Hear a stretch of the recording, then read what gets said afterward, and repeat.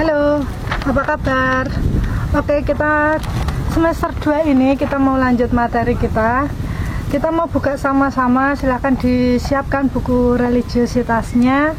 Kita mau masuk ke materi pokok 9. Silahkan dibuka materi pokok 9 halaman 48 dengan tema bergaul dan bekerja sama. Oke, kalau sudah, kita mau sama-sama membaca dulu di landasan pemikiran. Silakan disimak. Bu Irma akan membacakannya untuk kita semua. Bergaul dan bekerja sama. Pepatah mengatakan, tak kenal maka tak sayang. Artinya, orang diajak untuk mengenal dan bergaul dengan sesamanya. Karena semakin banyak bergaul dengan banyak orang, akan bertambah luas pergaulannya alias tidak kuper atau kurang pergaulan. Kamus Besar Bahasa Indonesia mengartikan bergaul sebagai hidup berteman atau bersahabat, sedangkan bekerja sama sebagai kegiatan yang dilakukan oleh beberapa orang untuk mencapai tujuan bersama. Manusia sebagai makhluk sosial mendambakan suasana hangat, penuh humor, ramah tamah, dan penghargaan. Situasi seperti inilah yang diharapkan terjadi dalam pergaulan antar pribadi dan sekaligus menjadi semangat untuk dapat membangun suatu kerjasama. Orang dapat bergaul dengan teman dan sekaligus membangun kerjasama kalau dalam dirinya sendiri maupun orang lain ada sikap rendah hati, mau menerima dan mengembangkan satu sama lain. Tetapi kalau orang menganggap dirinya lebih tinggi dan lebih penting daripada orang lain, bahkan selalu menaruh curiga dan prasangka buruk kepada orang lain, maka tidak akan terjadi suasana pergaulan yang akrab dan hangat, serta tidak akan terjadi semangat kerja sama. Sebagai orang beriman, bergaul dan bekerja sama dengan siapapun itu menjadi konsekuensi hidup, di mana orang tidak membeda-bedakan sesama dan terbuka untuk bergaul dengan siapapun. Hidup orang beriman dalam bergaul dan bekerja sama diharapkan berdasarkan pada semangat dan sikap tidak menyombongkan diri, tidak curiga dan berprasangka buruk, tidak merasa rendah hati, dan sebagainya. Kita sedang mencari jati diri dengan segudang harapan dan cita-cita, membangun kelompok sebaya dengan kesenangan dan kegiatan yang sama. Kalau tidak berhati-hati, kamu dapat menjadi kelompok yang eksklusif. Situasi ini dapat mengakibatkan kita sulit untuk bergaul dengan yang lain, apalagi sampai bekerja sama. Melalui pokok ini, kita diharapkan menyadari pentingnya bergaul dan bekerja sama dengan siapapun, menghilangkan sikap-sikap individualitis, dan mengembangkan sikap yang terbuka, rendah hati, ramah, jujur, tulus, dan sebagainya. Nah, ini mengenai landasan pemikiran tentang bergaul dan bekerja sama. Kita sebagai anak sekolah bisa bergaul dengan siapapun, dimanapun, kapanpun, apalagi dengan perkembangan teknologi yang semakin maju. Kita bisa berteman, bisa bergaul baik melalui Facebook, Instagram, Telegram, Twitter, dan masih banyak lagi. Nah, sekarang yang perlu kita sadari, yang perlu kita perhatikan adalah bagaimana sikap kita ketika kita bergaul dengan sesama kita. Apakah kita ini membawa diri kita ini sudah menjadi pribadi yang baik ketika kita bergaul dengan sesama? Atau justru sebaliknya, justru kehadiran kita ini menjadi menciptakan suasana yang tidak enak. Misalnya ketika kita belum datang, teman-teman sedang asyik, heboh, cerita macam-macam. Tapi ketika kita datang, mereka langsung terdiam, mereka tidak lagi cerita, bahkan mereka kemudian sibuk dengan aktivitasnya masing-masing. Nah, ini yang harus kita perhatikan. Ada apa ini? Kenapa bisa seperti ini? Nah, sebelum kita berteman, sebelum kita mencari pergaulan yang luas, sebelum kita memulai, di sini dikatakan bergaul dan bekerja sama. Ketika kita memiliki pergaulan yang baik, maka akan tercipta sebuah kerjasama yang baik. Tetapi kalau kita tidak bisa membawa diri kita dengan baik, maka pergaulan pun juga tidak akan berjalan dengan baik, dan otomatis kerjasama yang baik itu akan sulit didapat.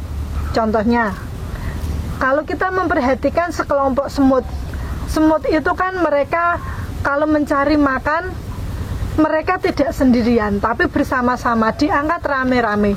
Coba kalau semut itu tidak mau bergaul dengan sesamanya, aku mau cari makanan sendiri. Meskipun semut bisa menggeret makanan 4 kali lebih berat dari badannya, tapi ketika dia membawa sendiri makanannya, tentunya dia akan merasa lelah.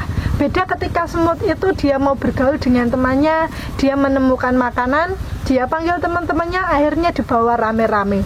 Terciptalah kerjasama yang baik. Nah, seperti itu.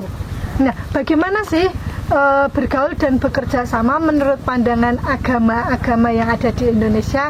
Yuk kita mau lihat pandangan pengembangan religiositas. Kita lihat G di halaman 49.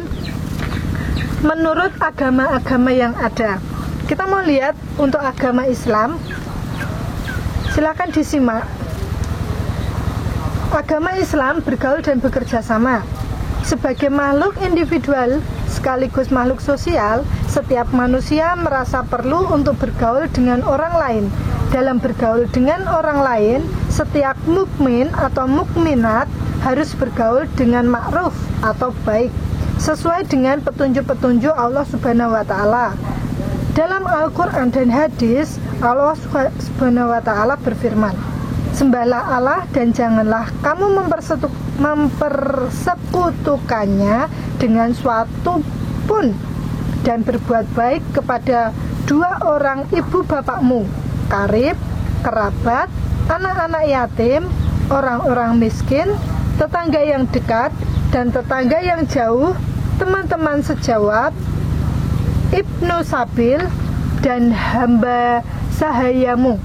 Sesungguhnya Allah tidak menyukai orang-orang yang sombong dan membanggakan dirinya." Terambil dari surat An-Nisa 4 ayat 36.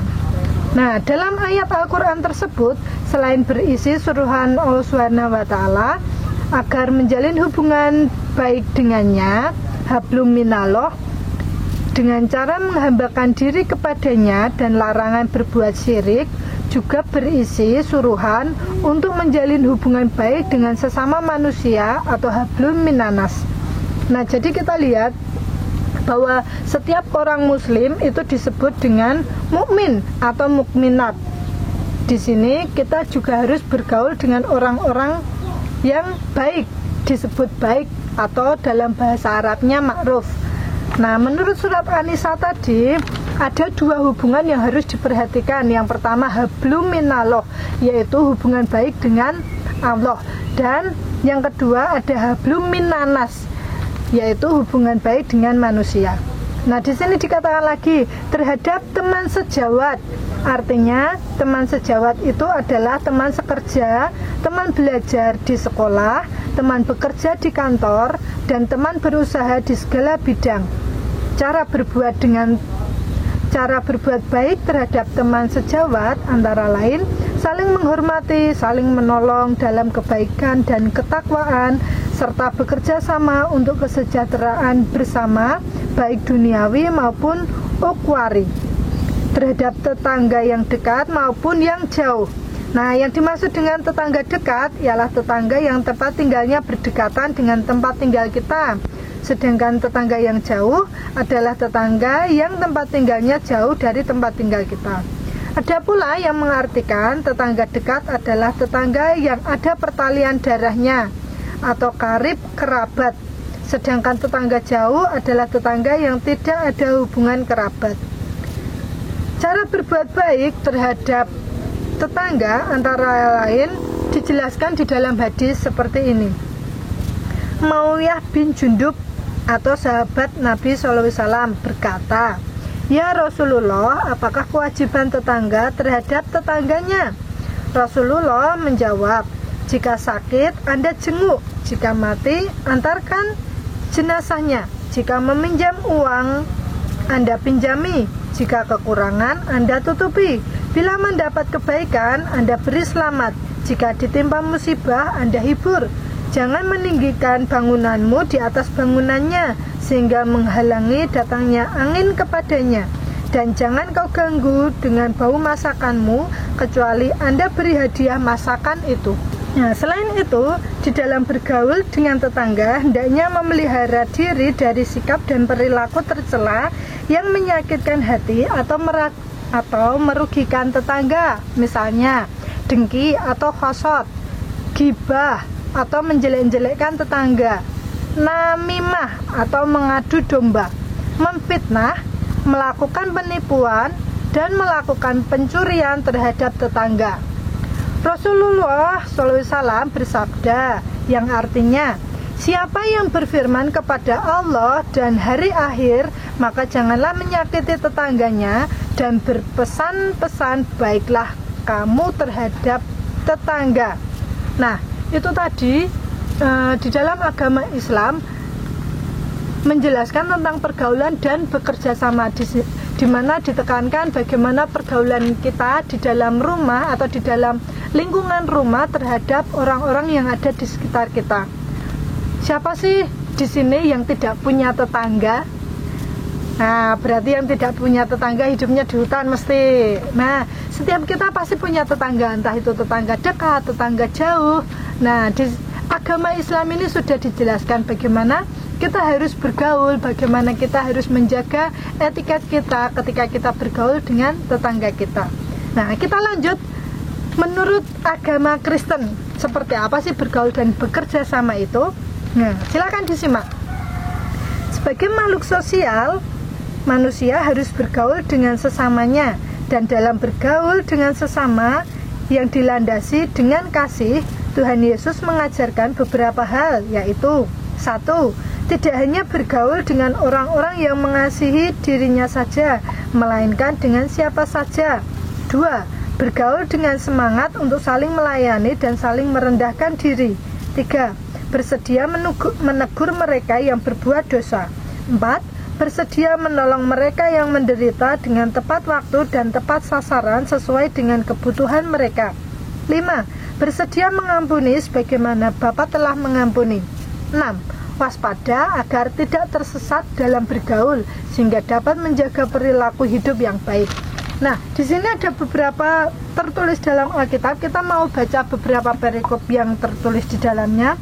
Tadi yang bergaul dengan sesama yang dilandasi dengan kasih sesuai dengan perintah yang sudah Tuhan Yesus ajarkan. Di sini dikatakan yang pertama, tidak hanya bergaul dengan orang-orang yang mengasihi dirinya saja, melainkan dengan siapa saja. Kita mau buka di dalam Matius 5 ayat 43 sampai 48. Demikianlah firman Tuhan. Kamu telah mendengar firman, kasihlah sesamamu manusia dan bencilah musuhmu. Tetapi aku berkata kepadamu, kasihilah musuhmu dan berdoalah bagi mereka yang menganiaya kamu. Karena dengan demikian kamu menjadi anak-anak Bapamu yang di surga, yang menerbitkan matahari bagi orang yang jahat dan orang yang baik, dan menurunkan hujan bagi orang yang benar dan orang yang tidak benar. Apabila kamu mengasihi orang yang mengasihi kamu, apakah upahmu? Bukankah pemungut cukai juga berbuat demikian? Dan apabila kamu hanya memberi salam kepada saudara-saudaramu saja, apakah lebih daripada perbuatan orang lain? Bukankah orang yang tidak mengenal Allah pun berbuat demikian? Karena itu haruslah kamu sempurna seperti Bapamu yang di surga adalah sempurna. Nah, di sini dikatakan kita bergaul bukan dengan orang yang mengasihi diri kita sendiri, tetapi dengan semua orang. Termasuk mungkin kita tahu bahwa orang itu pernah menyakiti kita, pernah menjelek-jelekkan kita, atau bahkan dengan terang-terangan pernah misui. Nah, siapa yang sering pisu-pisuan dengan temannya? Sering mungkin dengan tidak sengaja bersinggungan fisik. Nah, di sini meskipun sakit hati, meskipun jengkel, tetapi firman Tuhan mengatakan bahwa kita harus bergaul dengan siapapun juga, termasuk dengan musuh kita. Nah, yang kedua, bergaul dengan semangat untuk saling melayani dan merendahkan diri. Kita mau lihat di dalam Yohanes 13 ayat 13 sampai 17. Nah, Bu Irma akan membacakannya untuk kita.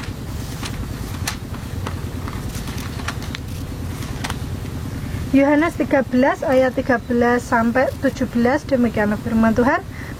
Kamu menyebut aku guru dan Tuhan, dan katamu itu tepat, sebab memang akulah guru dan Tuhan. Jadi jikalau aku membasuh kakimu, aku adalah Tuhan dan gurumu, maka kamu pun wajib saling membasuh kakimu. Sebab aku telah memberikan suatu teladan kepadamu, supaya kamu juga berbuat sama seperti yang telah kuberbuat kepadamu. Aku berkata kepadamu, sesungguhnya seorang hamba tidaklah lebih tinggi daripada tuannya, ataupun seorang utusan daripada dia yang mengutusnya. Kalau kamu tahu semuanya ini, maka berbahagialah kamu jika kamu melakukannya. Nah, itu tadi yang kedua, bergaul dengan semangat untuk melayani sesama. Kita tahu bahwa Tuhan sudah memberikan banyak sekali teladan kebaikan bagi kita, maka kita pun juga sudah sepantasnya juga meneladani apa yang sudah diajarkan oleh Tuhan. Dengan sesama kita, melayani dengan sesama kita, menjaga pergaulan kita, sikap kita. Itu yang kedua. Nah, untuk ayat-ayat yang lainnya, kalian bisa menengoknya atau membacakannya atau membacanya sendiri di rumah. Nah, sekarang kita mau masuk ke agama Hindu. Bagaimana sih menurut agama Hindu pergaulan dan bekerja sama itu? Ya, silakan disimak. Tentang pergaulan, Sarasamukaya membedakan atas dua, yaitu pergaulan orang-orang sadhu dan satsang, dan pergaulan orang jahat. Pergaulan dengan orang-orang sadhu sangat dianjurkan, tetapi pergaulan dengan orang-orang jahat supaya dihindari, karena pengaruh pergaulan itu mudah mendatangkan keburukan. Tentang anjuran untuk bekerja sama, Atharva Veda 30:37 menyerukan, wahai umat manusia, aku ikat engkau bersama menuju satu kesatuan kesejahteraan umat manusia. Bekerja keraslah bersama-sama dengan rasa cinta kasih dan itikat baik. Semoga engkau menikmati kenyamanan hidup secara berkeadilan. Semoga engkau melaksanakan kerjamu dengan cara keserasian, dan akhirnya semoga engkau memenuhi tuntutan cita-citamu pada setiap saat, dapat bekerja sama dengan didasari itikat baik. Nah, itu agama Hindu menerangkan tentang pergaulan dan bekerja sama, semua adalah dilandasi dengan cinta. Dikatakan dengan rasa cinta, kasih, itikat baik. Jadi ketika kita bekerja sama dengan orang-orang, bergaul dengan orang-orang khususnya, kita itu bergaulnya tulus, tidak karena ada tujuan dibaliknya. Aku mau berteman sama dia karena cantik, ya, tidak. Aku mau berteman karena dia kaya, apalagi itu, tidak ya. Jadi kita berteman sebanyak-banyaknya dengan orang yang ada di sekitar kita dengan hati yang tulus, murni, karena kita ingin memperbanyak teman. Nah, itu agama Hindu. Bagaimana dengan agama Katolik? Yuk kita lihat bersama-sama. Menurut iman Katolik, kita mesti melihat teman bergaul yang sesuai dengan kehendak Tuhan, supaya kita tidak ikut berbuat dosa. Hal ini ditegaskan dalam 1 Korintus 5 ayat 11 yang berbunyi, tetapi yang kutuliskan kepadamu ialah supaya kamu jangan bergaul dengan orang yang sekalipun telah menyebut dirinya saudara adalah orang cabul, kikir, penyembah berhala, pemfitnah, pemabuk, atau penipu. Dengan orang yang demikian janganlah kamu sekali-kali makan bersama-sama. Dalam pergaulan yang terbuka, umumnya akan terjadi saling mempengaruhi, baik pengaruh kebajikan maupun pengaruh kejelekan. Dalam kutipan tersebut, jelas bahwa dalam pergaulan kita hendaknya menghindarkan diri dari pengaruh atau cara kehidupan yang jelek. Tetapi sebagai orang Katolik, jangan menjauhkan, apalagi mengucilkan mereka yang berpengaruh jelek. Justru terhadap teman seperti itulah orang Katolik diutus untuk mewartakan nilai-nilai Kristiani atau nilai-nilai kebaikan dan kesalehan, sehingga mereka pun berubah menjadi sahabat yang baik. Yesus memberi teladan dalam menjalin pergaulan. Yesus dekat dengan sesamanya, maka ia juga terbuka kepada semua orang. Ia bergaul dengan semua orang. Ia tidak mengkotak-kotakkan dan membuat kelas-kelas di antara manusia. Tidak terbayang di dalam pikirannya hanya merangkul sekelompok orang saja dan menyingkirkan kelompok yang lain. Ia akrab dengan semua orang, para rohaniawan dan penguasa, bahkan penjajah yang beritikat baik. Namun ia pun juga akrab dengan para pegawai pajak yang korup, dengan tunasusila, dengan para penderita penyakit bahaya yang dikucilkan. Harus diingat bahwa pergaulan Yesus dengan orang-orang berdosa dan najis amat tidak sesuai dengan adat sopan santun dan peraturan agama yang berlaku saat itu. Yesus telah menjungkir balikkan peraturan-peraturan yang telah mapan. Nah, di dalam agama Katolik kembali ditekankan lagi bahwa Tuhan Yesus bergaul dengan semua orang tanpa membeda-bedakan siapapun. Dia bergaul dengan para pejabat, bahkan dengan para koruptor, bukan dengan orang yang sehat saja, tetapi orang yang kena kusta. Tuhan Yesus juga bergaul. Pada zaman dulu, pada waktu itu, pada zamannya Tuhan Yesus 2000 tahun yang lalu, orang-orang yang sakit kusta ini tidak ada obatnya. Dan orang yang sakit kusta itu mereka memiliki tempat khusus. Mereka dikucilkan di sebuah wilayah yang khusus untuk orang-orang sakit kusta. Sakit kusta itu apa sih? Jadi sakit kusta itu mungkin kulitnya hampir mirip kayak panu, putih, kering, mengkorok gitu. Tapi penyakit itu membuat badan seluruh tubuh menjadi linu, pegel, tidak enak. Nah, tahu-tahu penyakit kusta ini adalah jari-jari anggota badan ini bisa meritili. Tahu-tahu meritili, bisa lepas sendiri-sendiri. Nah, kalau memang sudah parah penyakit kustanya itu bisa membuat orang meninggal. Nah, pada zaman itu orang yang sakit kusta sangat dikucilkan. Tetapi tidak dengan Tuhan Yesus. Tuhan Yesus mau bergaul dengan mereka, bahkan menyembuhkan mereka. Nah, bagaimana kita saat ini ketika kita bergaul dengan teman-teman kita ataupun orang yang ada di sekitar kita? Kadang kalau kita melihat orang yang cacat saja, kita sudah memandang mereka, ih kok orangnya gitu, ih kok seperti itu. Nah, mari siapapun yang ada di sekitar kita, entah itu fisik mereka, entah itu kekurangan mereka, jangan kita buat itu menjadi alasan untuk tidak bergaul dengan mereka, tidak berteman dengan mereka. Tetapi kita mau bergaul, berteman dengan siapapun juga. Nah, bagaimana dengan agama Buddha? Yuk kita mau lihat. Selama 40 tahun setelah Sang Buddha mencapai pencerahan, beliau menyiarkan dharma dan bergaul dengan berbagai kalangan lapisan masyarakat, mulai dari golongan bangsawan dan raja-raja sampai dengan golongan yang tidak boleh disentuh. Sang Buddha memberikan contoh untuk bergaul dengan siapapun tanpa memandang asal-usul, status sosial, dan status-status yang lain. Yang tidak dianjurkan adalah bergaul dengan orang sesat, karena orang yang sesat cenderung menganjurkan hal yang tidak seharusnya dianjurkan, melakukan sesuatu yang bukan tugas, sangat sukar dinasehati, lekas marah meskipun diberitahu dengan baik-baik, dan tidak tahu tata tertib. Pergaulan dengan orang sesat setidak-tidaknya mengakibatkan nama baik akan tercemar.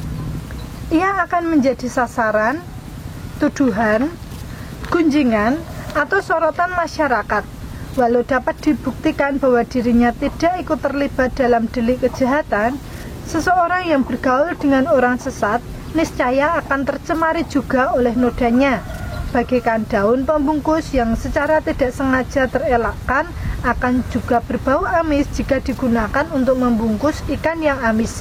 Sebaliknya, daun pembungkus niscaya akan berbau harum apabila digunakan untuk membungkus kayu cendana yang harum. Maka Sang Buddha bersabda, tidak bergaul dengan orang sesat adalah suatu berkah utama, dan bergaul dengan orang bijak adalah suatu berkah utama. Ini menurut agama Buddha pergaulan dan bekerja sama sangat bagus dijelaskan ya.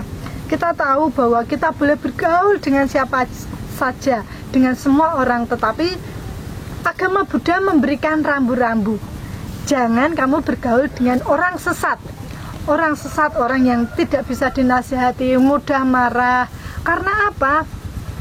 Karena itu juga akan berdampak dalam diri kita. Kita lihat sajalah kalau kita bergaul dengan orang yang, contohnya, semoga di kelas ini tidak ada yang mendengarkan bukan orang yang suka bolosan. Misalnya kita bergaul dengan orang yang suka bolosan, pasti suatu saat kita pun juga akan diajak bolos. Bergaul dengan orang yang sudah berani mencoba rokok, kita pun juga pasti akan diajak untuk merokok. Nah, itu dia. Bagus sekali agama Buddha ini bisa menjadi teladan bagi kita. Kita bisa mengambil pelajarannya. Kita boleh berteman dengan semua orang, tetapi kita juga harus menjaga diri kita supaya kita memilih sahabat. Jadi begini ya, kita boleh berteman dengan siapa saja, tetapi pilihlah sahabat yang baik. Nah, kalau sahabat itu kan tempat dimana kita mencurahkan segalanya, kita kadang berbagi rahasia, kita berbagi suka duka kita. Kalau teman kan semua oke, mari kita berteman dengan semua orang itu bagus. Nah, tetapi ketika kita mau memilih sahabat kita mau lihat pengajaran dari agama Buddha ini. Tidak semua teman bisa dijadikan sahabat. Nah, bagaimana dengan agama Konghucu? Nah, ini yang terakhir, yuk kita simak baik-baik. Di dalam membangun pergaulan dinasihatkan, mula-mula wajib mampu belajar mengutamakan sifat satya dan dapat dipercaya, sehingga senantiasa mampu atau tidak lupa menjunjung kebaikan. Tertulis di dalam Lunyu 12 ayat 10. Di dalam kitab Lunyu 1.1 disuratkan, belajar dan selalu dilatih. Tidakkah itu menyenangkan? Kawan, sahabat datang dari jauh. Tidakkah itu membahagiakan? Sekalipun orang lain tidak mau tahu, tidak menyesali, bukankah ini sikap luhur budi? Seorang muda di rumah hendaklah berlaku bakti.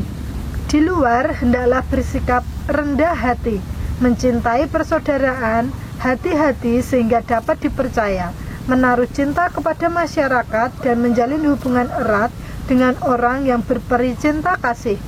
Dan selanjutnya jangan lupa memperluas pengetahuan. Di dalam Lunyu 1 ayat 6, pandai-pandailah dalam pergaulan, jangan terjebak dalam pergaulan yang salah. Dalam Lunyu 16, 5 dan 6 diingatkan, ada 3 macam sahabat yang membawa faedah, dan ada 3 macam sahabat yang membawa celaka. Seorang sahabat yang lurus, yang jujur, dan berpengetahuan luas akan membawa faedah. Seorang sahabat yang licik, yang lemah dalam hal yang baik, dan hanya pandai memutar lidah akan membawa celaka. Ada 3 macam kesukaan yang membawa faedah, dan ada 3 macam kesukaan yang membawa celaka. Suka memahami li atau kesusilaan, dan yue atau musik. Suka membicarakan perbuatan baik orang lain dan suka bersahabat dengan orang-orang yang bijaksana akan membawa faedah. Suka akan kesombongan dan kemewahan, suka bermalas-malasan dan berkeliaran, dan suka berpesta pora yang tiada artinya akan membawa celaka. Nah, di dalam agama Konghucu pun juga memberikan rambu-rambu ketika kita harus bergaul dengan orang. Kita lihat tadi ada 3 macam sahabat yang bisa membawa kita celaka, ada 3 macam kesukaan yang membawa kita kepada celaka, namun ada 3 macam sahabat pula yang membawa kita kepada faedah, dan ada 3 macam kesukaan yang membawa kepada faedah. Nah, semua pilihan itu tergantung kepada kita. Bagaimana kita mengolah diri kita agar kita bisa menempatkan diri dalam pergaulan yang baik dan akhirnya menciptakan kerjasama yang baik. Nah, sekarang bagaimana dengan diri kita? Mari kita mau lihat di dalam diri kita ini, sekarang ini, saat ini. Ketika kita bergaul dengan teman-teman sekelas kita, sudahkah kita ini menjadi pribadi yang baik? Atau sebaliknya, justru kita adalah seorang teman yang membawa celaka seperti yang dikatakan di dalam agama Konghucu. Tidak ada kerjasama yang terjalin dengan baik ketika kita tidak menjalin pergaulan yang baik. Nah, oleh karena itu, mari saat ini kita mau belajar membawa diri kita, membawa etika diri kita, membawa hati kita untuk kita memiliki pergaulan yang baik, sehingga dimanapun kita berada, kita dapat menjalin kerjasama yang baik pula. Nah, demikian pembahasan materi hari ini. Jikalau kamu masih ada hal-hal yang ingin ditanyakan, silakan dicatat di buku. Pada pertemuan selanjutnya ketika kita tatap muka akan kita bahas. Terima kasih sudah menyimak dari awal sampai akhir. Sampai jumpa.